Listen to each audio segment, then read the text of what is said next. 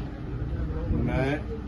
मैं भव्य बिश्नोई जो हरियाणा विधानसभा के लिए सदस्य निर्वाचित हुआ हूँ, ईश्वर की शपथ लेता हूँ कि मैं विधि द्वारा स्थापित भारत के संविधान के प्रति श्रद्धा और निष्ठा रखूंगा, भारत की प्रभुता तथा अखंडता को बनाए रखूंगा तथा जिस पद को मैं ग्रहण करने वाला हूँ उसके कर्तव्यों का श्रद्धापूर्वक निर्वहन करूंगा।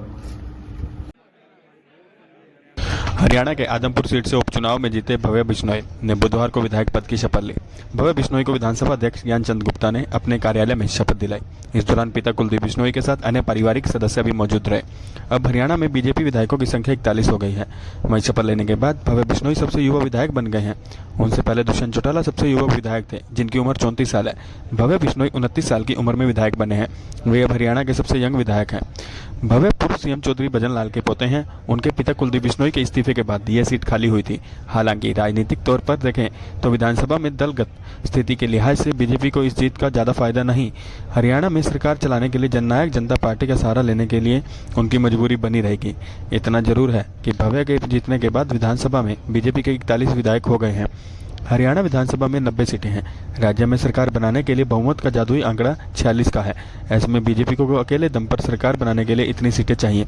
हालांकि भव्य के जीतने के बाद ही बीजेपी 41 पर ही सिमटी है।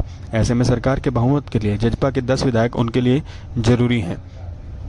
2019 के विधानसभा चुनाव में राज्य में त्रिशंकु विधानसभा बनी थी। बीजेपी को 40 सीट पर जीत मिली। कांग्रेस 30 विधायक विधानसभा में है।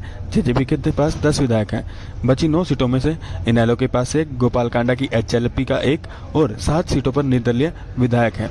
बीजेपी और जजपा गठबंधन को तोड़ने पर विरोधी दलों की ही नहीं, कुछ निर्दलीय विधायकों की भी नजर बनी हुई है। आदमपुर उपचुनाव से पहले बीजेपी के हरियाणा प्रभारी विप्लव देव यहां आए थे और तब उनसे कुछ निर्दलीय विधायकों ने मुलाकात की थी। तब चर्चा हुई कि निर्दलीय विधायकों ने बीजेपी को समर्थन देने का भरोसा देकर उन्हें गठबंधन तोड़ने की सलाह दी। हालांकि इसके बाद इस बारे में कोई चर्चा नहीं हुई। हरियाणा में बीजेपी और जजपा के रिश्तों में कोई बार खटास नजर आई। हाल ही में आदमपुर उपचुनाव को लेकर उनके रिश्ते तलक रहे। आदमपुर में भव्य और कुलदीप बिश्नोई के प्रचार पोस्टरों से दुष्यंत चौटाला गायब रहे। इससे नाराज जजपा नेता वहां प्रचार करने नहीं गए। हालांकि अंतिम दिन सीएम मनोहर लाल पहुंचे तो डिप्टी सीएम दुष्यंत चौटाला को भी पहुंचना पड़ा। कुछ दिन पहले सीएम मनोहर लाल ने दिल्ली में सरकार के कामकाज पर प्रेस कॉन्फ्रेंस की, लेकिन उससे दुष्यंत नजर नहीं आए। कुछ दिन पहले देश के रक्षा मंत्री राजनाथ सिंह के कार्यक्रम से जजपा दूर रही। आदमपुर उपचुनाव में कुलदीप बिश्नोई के पोस्टर बैनर पर जेजेपी नेताओं के फोटो न होने पर दिग्विजय चौटाला ने कहा था कि इसे देख मुझे हैरानी होती है। हम राज्य में बीजेपी के साथ गठबंधन की सरकार चला रहे हैं। बीजेपी की सीनियर लीडरशिप हमेशा बोलती रहती है कि हमें गठबंधन के और आगे बढ़ाना है। ऐसा उपचुनाव हो और उसके बाद भी जेजेपी के किसी वरिष्ठ नेता की फोटो न हो, यह रवैया काफी चौंकाने वाला है।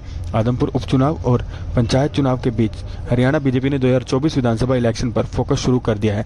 पार्टी की सोशल मीडिया विंग के द्वारा जारी किए गए कैंपेनिंग पोस्टरों में सीएम मनोहर लाल खट्टर को चेहरा बनाया गया है।